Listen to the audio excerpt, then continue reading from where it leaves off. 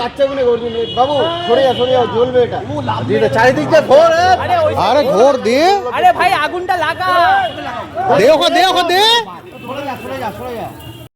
প্রহ্লাদজি যিনি হরির ভক্ত আর হরিকেশব যিনি ছিলেন প্রহ্লাদজির বাবা, তিনি ছিলেন প্রহ্লাদজির উল্টো।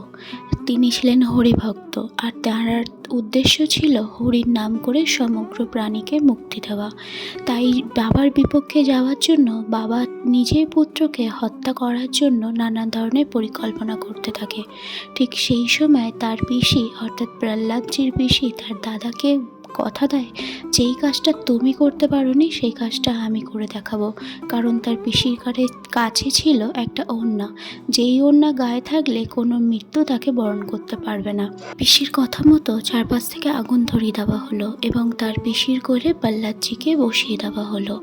কথা অনুযায়ী সব কাজটা ঠিকঠাক হলেও বলে না সেই ভাগ্য, যে ধরেছে হরির হাত তাকে মারবে কে। ওড়না উড়ে চলে গেল প্রহ্লাদজির গায়ে, পিসি পুড়ে ছাই হয়ে গেল। সকালবেলা ঘুম থেকে উঠে চারিদিকটা ধোঁয়ায় ধোঁয়া থাকলেও প্রহ্লাদজি তখনও বসে হরি নাম কীর্তন করছে।